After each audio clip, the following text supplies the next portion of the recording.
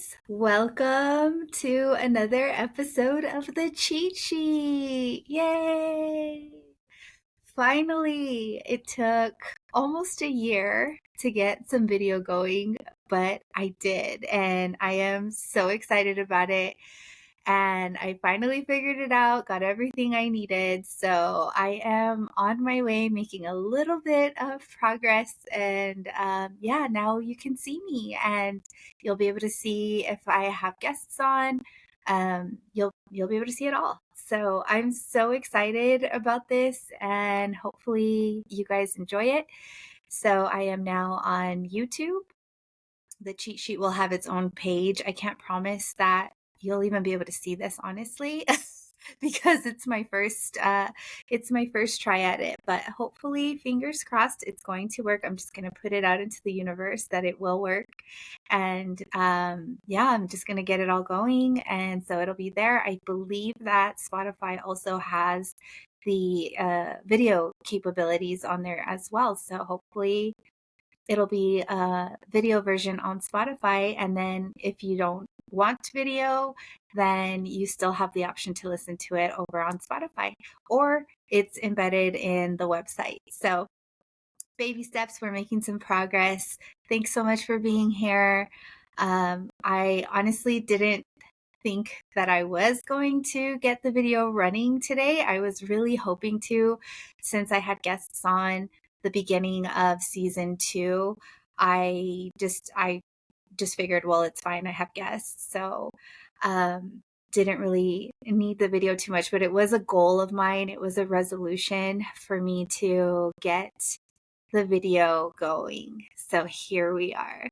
And yeah, also, you may have noticed if you're following me on Instagram, I hope you all are, that the profile picture has changed. So I wanted to just have a whole new look for season 2. No pun intended. So there's a new little cheat sheet logo slash picture there that you'll be able to see whenever you play the episodes audio only on Spotify. So lots of fun new things happening for the podcast that I'm really excited about. And with that said, it's almost anniversary time, you guys. Like I said, I've been doing this for almost a year. So March 31st was the first episode that went out. Here I am on episode 23. And so I'm thinking about maybe doing some sort of a party. I want to have an anniversary party. So if you have a venue, or if you know anybody that might be willing to host my little anniversary shindig, that would be great. I would love to invite all of my past guests, and that way you can meet them in the flesh and we could just celebrate. I've spoken about that so many times, about how we should really celebrate the accomplishments, things small, big or small. And so this is definitely something that, when I set out to do it, I didn't really know what I was doing. Luckily, now there's so many tools and resources out there to be able to do things like this. So luckily I made it work, and I'm having a lot of fun doing it. I really hope that you guys are enjoying it as much as I am making it. And really the whole point of the podcast is just to help and share my experiences, and just use my voice for, hopefully for good, for people to just kind of use those experiences and some of the things I say, and hopefully it's making a difference. So keep an eye and an ear out for that anniversary party. It's definitely something that I would love to happen. That way we can just hang out. Let's hang out and party and celebrate, and just to have all my guests back together, because you guys are really why I'm still here and I'm still doing this, because you guys supported me, and you guys kept sharing the Instagram page. You kept talking about the podcast. And I mean, I'm not like this huge podcast or anything like that, but it's just nice to know that I have support from friends and family, and that hopefully, like I said, hopefully it's helping. So that party is going to be on Saturday, March 30th. It's just kind of worked out that way. It was pretty cool too. So anniversary is March 31st, and then we'll do a party on the 30th of March. So mark your calendars. Hopefully you can join us, even though I don't know where it's at. So we'll see. Or maybe, if I don't know, we'll figure it out. Even if it's like a Zoom party or something, we will figure it out. Speaking of celebrations, I swear I'm surrounded by like 50,000 Aquarius babies. My dad's an Aquarius, my niece is an Aquarius, my best friend is an Aquarius. I'm just surrounded by Aquarii. Is that what you call them when it's plural? Uh, so happy birthday to all of them. You guys make everything definitely a lot more interesting. Aquarius are definitely, they are characters. They're really smart, very, very insightful, and they just see things differently. Kind of quirky, but I like it. But super duper smart. So shout out to all the Aquarii and happy birthday again. All right. I wanted to talk about, I do a little intro for the episodes, maybe something about my personal life or something that I've just kind of been thinking about. But we have Valentine's Day coming up on the 14th. And I just, I just think it's interesting. I've always had a little bit of a different take on the day, on the holiday. Anytime I have been in relationships, I've always been like, we're not celebrating Valentine's Day. I'm not bitter or anything because it might come across that way. I really am not. I love love. Anything love, I'm all about it. And I love seeing all the posts and things like that. But pretty sure it was like a day of like genocide. And I don't know. I think it's just kind of silly that we are expected, and I say we, but I'm going to say that kind of loosely because I feel like, I mean, let's be real, it's mostly guys, right? There's just such an expectation and so much pressure on especially the guys to um, come up with some grand gesture of their love, and that usually includes flowers, candy, expensive dinners, chocolates, balloons, all of the things to show their love. And I promise, I am not anti Valentine's Day or well, actually, I am kind of anti Valentine's Day. But I think it's more of just that I really unfair pressure that society puts on men predominantly to deliver something that day. And really it's just a huge commercial holiday. And we're putting out lots of mylar in those balloons. We're putting that out into the environment. No, that's bad. Let's not do that.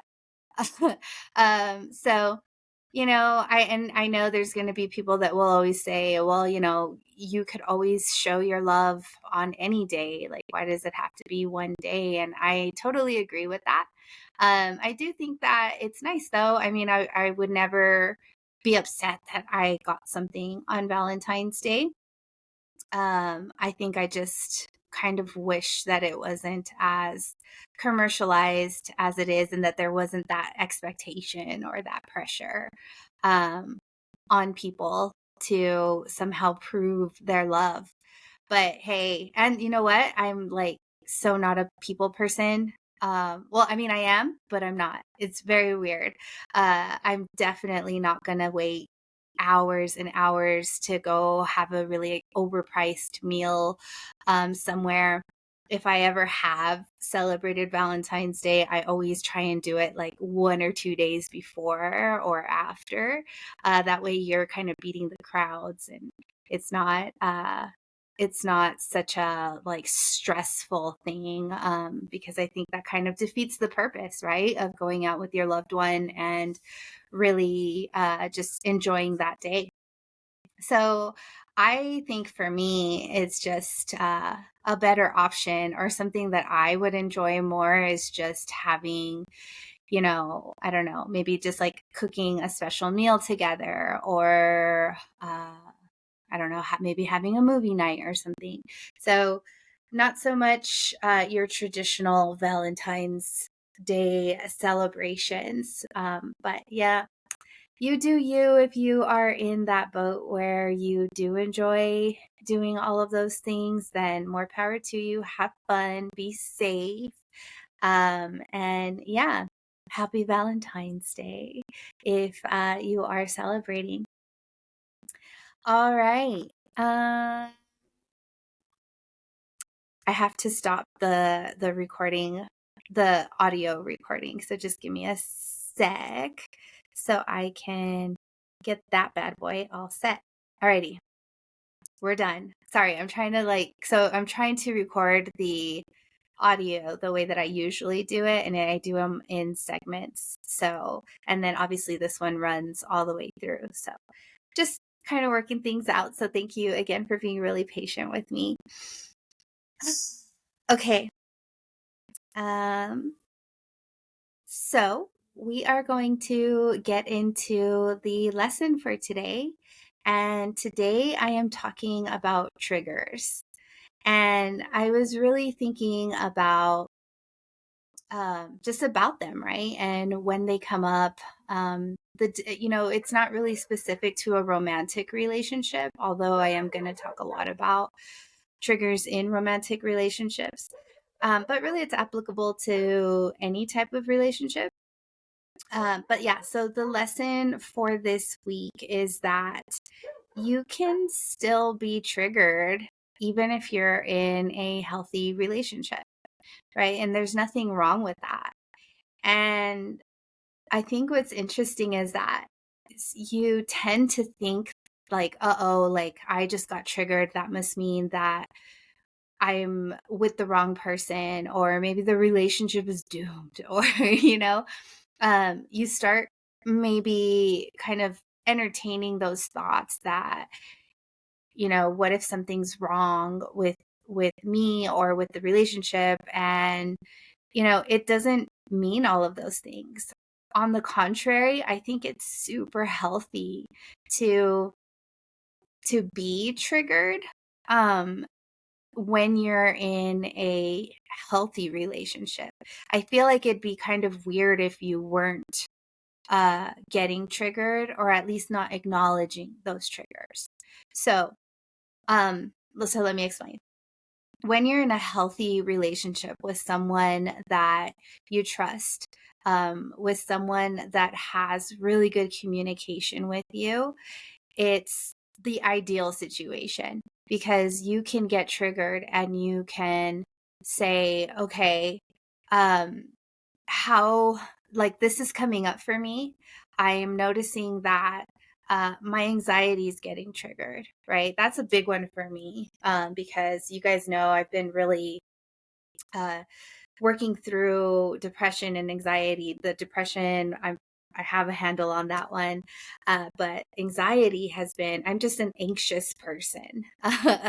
So, and again, it's very under control, but I do have my moments when, maybe someone says or does something that does trigger that for me.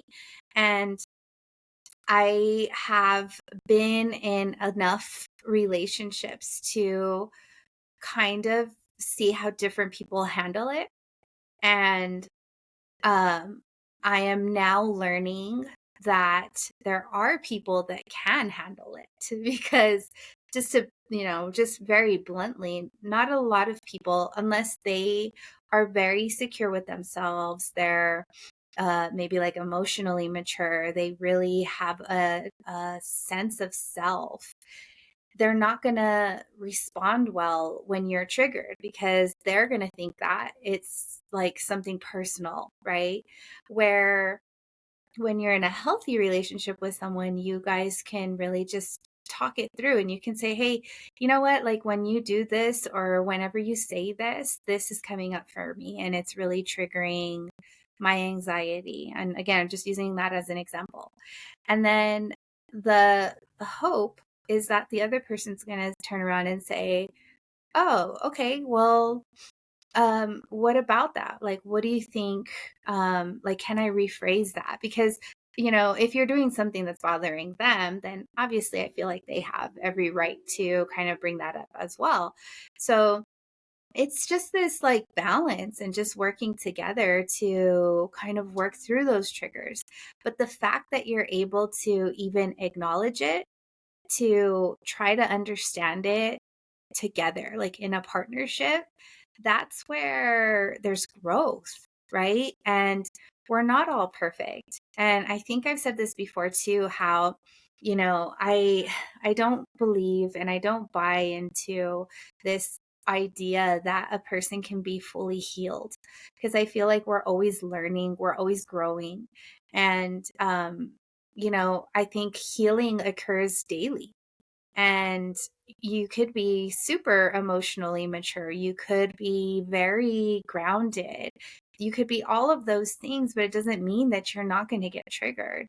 And so, like I was saying before, I feel like if you're not getting triggered, and everything's just perfect all the time, and you have nothing to fight about, nothing to discuss. First of all, I feel like that would be really boring. I'm not a toxica, I promise, but you know, you definitely need to have these things where you are talking it out with the other person, whether that be a relationship, a friendship, like a romantic relationship, a friendship, with family. So, yeah, I just feel like it's really nice when you find someone and when you have someone that holds that space for you and that is willing to acknowledge those triggers with you, and that is okay with like talking through those things and working them out with you. And in the past I haven't always had that. I have been in past relationships with, the wrong people, that when I would tell them, this is bringing this up for me or this is triggering this for me. I mean, I got gaslighted so hard in the past, where they're like, "Oh, well, it's no, like what do you think? Like why would you think I'm doing that or whatever?" So gaslighting is a big one. Or they would just make it worse, they would take it personally. That's the ego, and they would just be like, "Oh, well, then I'm not good enough," and da da da, so um a lot of it just depends on who you're with and who you're around. um and I feel like that's a big indicator. And what's also kind of cool and interesting when I was thinking about the whole trigger thing is how, from those experiences with people that have not been willing to work with me whenever I have brought up triggers or have made me feel bad about them or have gaslit me, whatever the case was, from those people, I had to I had to kind of go through that, like I had to learn from each person. I was learning something else about myself, about just my relationship with myself, how I show up in relationships. I was learning different things from different people. And I've been saying this since the beginning of this podcast, that, every experience and every person is there, and I'm grateful for them in the long run because they have taught me different little pieces about myself. And I think that's really special. And I'm not condoning the behavior or the treatment. Definitely not. But I think that if you can reframe it and if you could just kind of go from that place of like, okay, well, what were they trying to show me by not being able to work this out with me when I'm telling them that something they're doing or something they're saying is triggering me? Like, what did I learn about myself? And in the moment, you're probably not going to you're not going to have that, what's the word? Like this wherewithal of like, oh, this is happening, right? Because it happens in retrospect. At least for me, it was definitely in retrospect when I started to really think about it.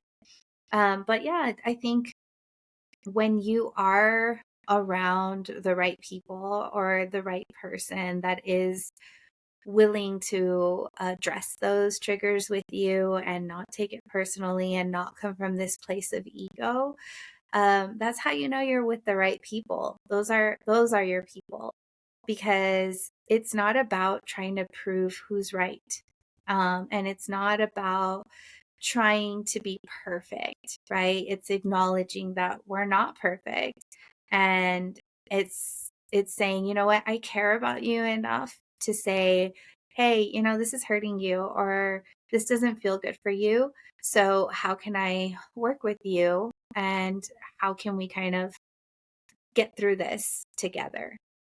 And luckily, I I am surrounded by people that are willing to do that in my friendships, in my relationships, in my family. And every day that I learn a little bit more about it, and the more that people are open to working with me, it's just really cool, because you see your relationships growing, and then you just, everybody wins. It's a win-win situation. So yeah, not a whole lot there other than that, just acknowledge them, acknowledge when things are coming up for you. And that kind of goes with this concept of the emotional compass also. And I have talked about that as well, how your emotional compass, when you feel kind of like icky or when you feel great, um, those really strong emotions should be your compass to, okay, do I want to continue doing this thing?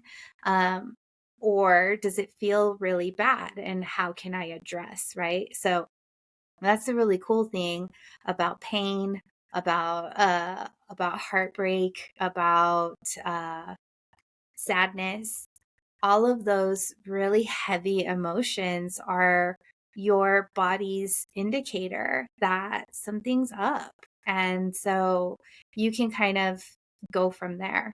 And I don't even know why I got into the emotional compass thing, but oh yeah, because you can use your triggers as that, right? Because those triggers are going to bring up these emotions, and then those emotions can be your compass as to where you need to change things, or where you can leave things the same or do more of those things. And so just acknowledge them, pay attention to them. Again, go easy on yourself, because like I said, we're not perfect. And the second part is, you're it's not a bad thing. It doesn't mean that you're not healed. Again, I don't think anybody's healed, but it doesn't mean that you're not healed. It doesn't mean that, you're not meant to be with that person. It's how are they handling that when you are vocalizing it, when you are addressing it? Are they willing to address it with you? Are they willing to work with you through that? Or are they not? Okay, so if they're not willing to work with you through it, I mean, I think that kind of goes without saying, then you're not really in a partnership. So you're just kind of it's just kind of like dead weight. So that's how I feel about that. All right. So I hope you all enjoyed the little mini lesson for this week. I am really looking forward to bringing guests on, and yeah, I'm really loving it. I already feel more comfortable having the video there. I think that when I'm recording without the video, I just kind of like am staring off into space, and trying to collect my thoughts and whatnot. But I like just having this. It felt a little more fluid for me, and yeah, I just like it better. Anyway, all right. So yeah, just please follow me on social media. If you haven't already, please, please, please, please. I would love it if you followed the Instagram page. It's at the cheat sheet 2023. And yeah, if you could just follow over there, share the page if you have a minute or two, I would love that. And I am also on www.nataliaanaya.com, and the new episodes are embedded in that page. And then, well, now I'm hopefully on YouTube. I will definitely let you guys know if that works out. And it'll be the cheat sheet. I already made the page and everything. I just have to figure out how to upload the actual files. And yeah, I'm going to keep you guys updated. So, especially the Instagram page, please follow me over there so that way I can give you updates. I will let you know when there are new episodes. Look at Sebastian. You guys are going to get to see this little baby, or if you can. There he is. What was he saying? Oh, yeah. So I preview episodes. We've done some polls and some questions over there. And now that there's video, I can probably put up a couple of little clips of the episode previews. And what else? And yeah, I think that's pretty much it. Keep an eye and an ear out also on that page for the anniversary party updates. I hope that lots and lots and lots of you will come out and join us for that. And then, maybe I can find a venue where Sebastian will be allowed, because he is just as much a part of this as I am, as we are, because he is always around when I'm recording. Look at him. All right, you guys. Thanks again so much for your support. Thank you for being here. And that's all I have. I love you guys. I will see you guys in 2 weeks, and have a lovely weekend, a great next couple of weeks ahead. And I will see you next time. Bye. Say bye, Smash It. Bye.